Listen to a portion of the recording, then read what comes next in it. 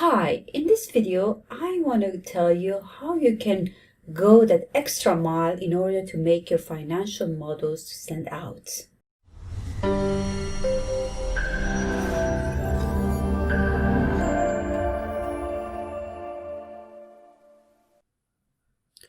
Hi, if you don't know me, my name is Hediye. I made financial modeling my profession as well as my passion.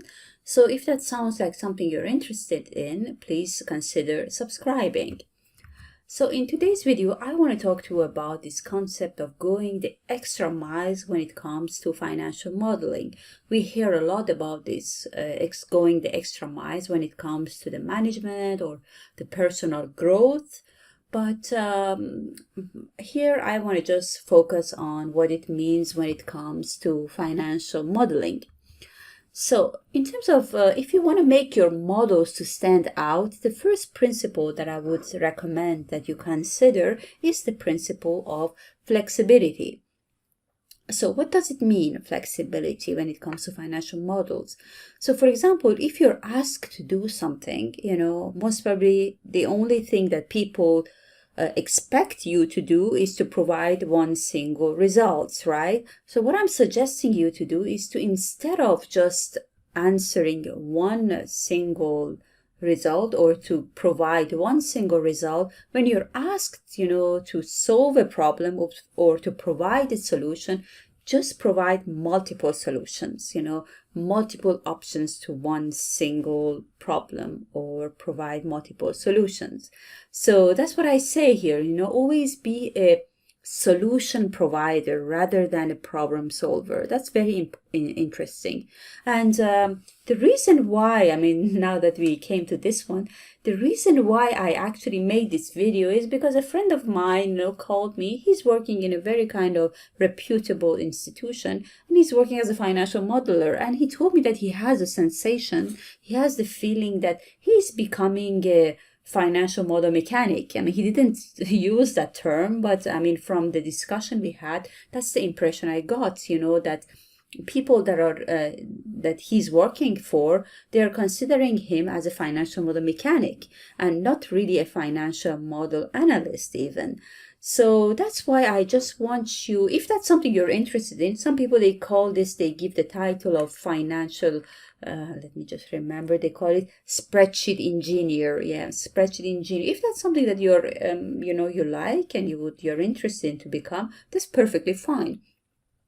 However, if you really want to kind of be a financial modeler, to me, the definition of a financial modeler is the person who builds the model and who knows every single aspect of the project, and is the person who can really negotiate all the contracts because he or she has kind of this hands on all the aspects of the projects, So if that's what you want to become a financial modeler who is also able to negotiate contract, then there are some principles that I would like to introduce to you here. The first one is this principle of flexibility. So when you're building your models, even if they'll tell you that they provide you that vision of the world that, everybody thinks that it's a kind of a certain world, just, say, okay, you can define that as a base case, but remember, there are different realities in the world. So always try to make your model flexible so that you can provide kind of different options, right?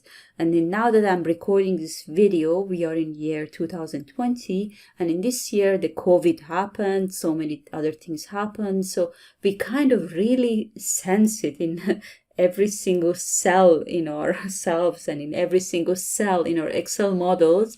We understood that we are living in an uncertain world. So it's always important that you consider that in your models and you provide that flexibility to change things. So when it comes to Excel, what are the things that you can consider? The first thing is to separate inputs from calculation. Why do we say that? Why is this one of the main principles of financial modeling? Because of the same thing, that even if you think that things are certain, you don't know. So you can never hard code figures within formulas. You have to put them separately in a cell and make them visible to everyone so that it might change, things might change, so you might want to modify them. So that's why we say separate inputs from calculations. The second thing that I recommend is to make dynamic timeline. This also refers to every single input that goes to the model, but timeline is also one of the important ones. For example, you might expect your project to close in 6 months from now on, but things might happen, unexpected things. So even if you're 95% sure that your project is going to close in January 2000, whatever, just make sure that you have this flexibility in your model to change the dates. So that's an important thing. And this also, as I said, applies to every single inputs that goes into your model, that you need to provide the flexibility that things changes through time. The third principle that I want you to make sure that your model considers is to present your inputs in form of scenario analysis.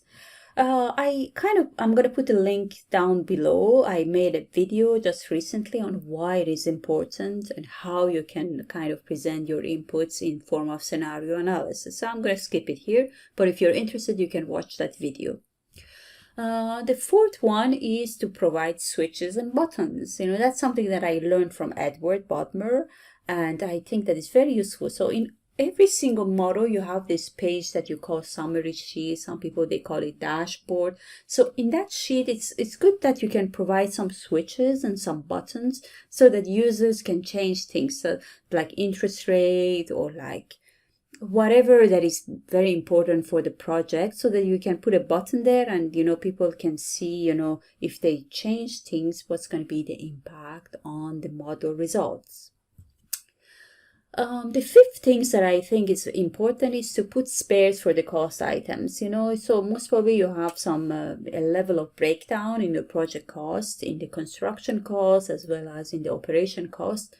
So, however, always put some spares, in case that, later you want to add some additional cost, the cost that you didn't consider at the time, but later you understood that there are some costs that you need to consider that you missed it in the previous version of the model. So it's always, preferable to put some spare items in your financial models. The same things comes with the financing instruments, So you might start your financial model with 2 shareholders and 2 debt providers. But, as you progress, there are other lenders might come into the lending pool, or other financiers, other shareholders might come. There might be a grant coming at some point in time. So you might want to put the flexibility in terms of the financing section of the financial model, not just because things might progress, but also there are things that you might want to propose. You might want to propose that, what if we're going to add a mezzanine tranche? What if we add shareholder loan? What if we add a loan with a longer tenor? So that's why you just put different options, financing options, and you can introduce them in the model and see the impact, and then propose it to the management and say, listen, now I know that we have already negotiated with 2 lenders, senior lenders, but according to the financial model, if we add a senior tranche, the impact will be this and that. So as I said, it's just like it gives you this possibility to become a solution provider rather than just a problem solver, So you provide solutions by telling them what's going to happen if you add this, if you do that, and if you do this. So that's why it's important to have a flexible financial model. All right. The other principle is the principle of transparency. So as a financial modeler, in order to separate yourself from just being the model mechanics, it's important that you read every project documents that you can. So if you have access to the project documents, that's good. You just go through them one by one and read them all, and you make sure that you're on top of the project. You know every single thing that goes into your model. If you don't have access, you need to ask, and tell, your supervisors, your clients that in order for you to better advise them, you need to have access to this and that, So if you don't have access, make sure you ask. If you don't, try to kind of put the references in your model and make sure that you can justify everything that goes into your model. That's going to give you this credibility that you know what you're doing. And at the same time, it's going to also give a level of comfort, to people who are reviewing your model, the people who are using your model. They know that, okay, so this person who built the model, everything is documented. Everything that goes into the model, there is a reference for it. So everybody feels a kind of a comfort using the model.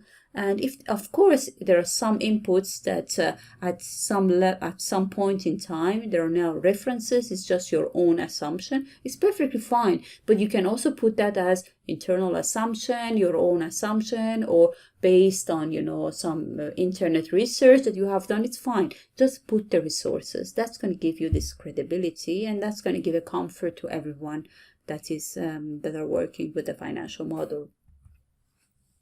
So how to make the model more transparent? Separate inputs from calculation and results so that everybody knows what are the input that goes into the model. So if you do that, that means that you're not hard coding everything. You're not hard coding anything in the formula. So this goes kind of together, 1 and 2. Then the third one is, I think we discussed that already, is that you have to read all the project documents. The fourth one is to kind of document all the sources that goes into your model. I have a template actually for that. It's a very simple template, but it's good to include it in your model. So within a model, you include a sheet. You can call it sources, references, resources, whatever you want. But you will just say that these are the references for each and every single input that goes into the model. And the last one that I want to mention is that you make sure that the inputs that goes into the model reflects the reality of the project, at the time. So it goes exactly in the same, it goes in line with the principle of knowing the project well and to be on top of the project. All right, the last one that I want to discuss is the data visualization. So you know that when you're sending the model results to your managers or to your clients, you must consider that these people, they might not have the time, neither the patience to go through the Excel file, to understand the data or anything. They might not have the time for it. So as a financial modeler, you need to kind of have the skills to summarize the data and present it very clearly in form of charts and tables. For example, I'm giving you an example here in the slides, so that when you look at these slides, you can exactly see. So I'm presenting here the base case at one point in time and the new base case and what happened in between. So there were some contracts that have been negotiated. There was some positive impact on the shareholder return. There were some negative impacts, and everything is documented and it's visually visible and clear. So anybody looking at this can understand what happened to the project from one point in time to another point in time. And if they're interested to know what happened to taxes, why, they can go to your project document or to your report or to your email and understand why. But just having that visual effect, it tells a lot. So it's very important that you know how to kind of visualize and how to make nice charts that can summarize your financial model results and kind of give the message that you want to convey to your clients or to your supervisors. Okay, so these were the tricks, these 3 tricks that I mentioned here. I would love to hear from you, to know what you think about these tricks and hints. And if you have any suggestions and feedbacks, I will be happy to hear from you. All right, thank you and see you next time.